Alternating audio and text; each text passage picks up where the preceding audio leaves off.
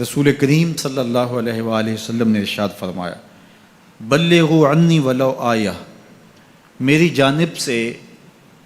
بات آگے پہنچاؤ، تبلیغ کرو، میری طرف سے دیا گیا پیغام، میری طرف سے تمہارے تک پہنچایا گیا کوئی قول، اس کو آگے روایت کرو، اگرچہ وہ ایک آیت ہی کیوں نہ ہو۔ وحدثوا عن بنی اسرائیل ولا حرج، اور بنی اسرائیل سے جو روایات اور جو حکایات مروی ہیں ان کو آگے روایت کر دو، اس میں کوئی حرج نہیں ہے۔ اسرائیلیات کو بھی روایت کر سکتے ہو جس میں لوگوں کا بھلا ہے، لوگوں کا فائدہ ہے، اصلاح پر مشتمل پچھلے انبیاء علیہم السلام کے واقعات ہیں اور لوگوں کے لیے ہدایت کا بہت کچھ سامان ہے اسرائیلیات میں سے، ان کو بھی روایت کرو، اور میری جانب سے بھی اگر تمہیں کوئی ایک آیت بھی پہنچے تو اس کو بھی آگے پہنچاؤ۔ لیکن ساتھ یہ بات ارشاد فرمائی، جس نے میرے اوپر کوئی جھوٹ باندھا جان بوجھ کے، وہ جانتا ہے کہ یہ جھوٹ ہے اور اس نے میری طرف سے اس کو روایت کر دیا، تو آقا کریم نے فرمایا کہ وہ اپنا ٹھکانہ جہنم میں بنا لے۔ تو حضور علیہ الصلاۃ والسلام کی حدیث کو روایت کرتے ہوئے پوری احتیاط کے دامن کو تھامنے کی ضرورت ہے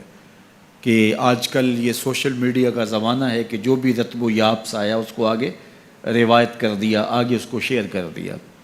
اور بہت ساری ایسی چیزیں ہیں جن کا حضور علیہ السلام کی مبارک حدیث سے کوئی تعلق نہیں ہوتا۔ تو ایک تو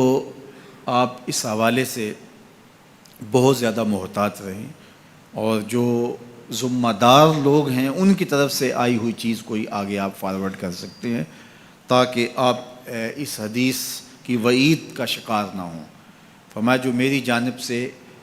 جانتے بوجھتے جھوٹ کو آگے منتقل کر دیتا ہے، میرے اوپر جھوٹ باندھتا ہے، تو وہ اپنا ٹھکانہ جہنم میں بنا لے۔ اور دوسری روایت، جس شخص کی بھلائی کا اللہ ارادہ کرتا ہے اس کو دین کی سمجھ عطا کر دیتا ہے، دین کا فہم نصیب کر دیتا ہے۔ وَإِنَّمَا أَنَا قَاسِمٌ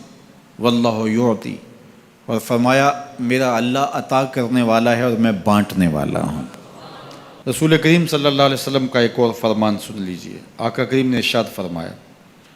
لا حسد الا فی اثنتین، حسد نہیں ہے، یہاں حسد بمعنی رشک ہے، مگر دو لوگوں کے معاملے میں رشک کرنا جائز ہے۔ وہ شخص جس کو اللہ نے مال دیا، اس مال کو وہ راہ حق میں خرچ کرتا ہے، تو ایسے مالدار پر رشک کرنا جائز ہے۔ کاش کہ میں بھی صاحب مال ہوتا تو میں اس سے زیادہ خوبصورت مسجد تعمیر کرواتا، میں صاحب مال ہوتا تو میں اس طرح کے 10 مرکز تعمیر کروا دیتا۔ تو رشک کیا جا سکتا ہے، تو یہاں حسد بمعنی رشک ہے۔ تو فرمایا کہ حسد جائز نہیں ہے، لیکن دو اشخاص پر، ایک وہ جس کو اللہ نے مال دیا اور اس کو وہ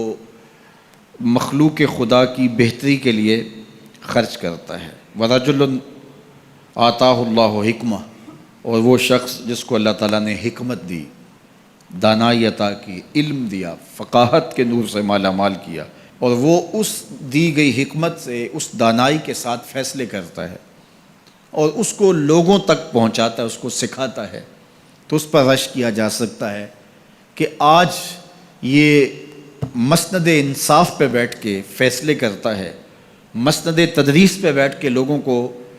دین سکھاتا ہے، ممبر و محراب میں اللہ کے دین کے پیغام کو اوروں تک پہنچاتا ہے، تو یہ دل میں آرزو پیدا ہو، یہ دل میں تمنا پیدا ہو، کاش کہ اس مسند پہ میں بھی بیٹھوں اور میں بھی اللہ کے دین کو لوگوں تک پہنچا سکوں۔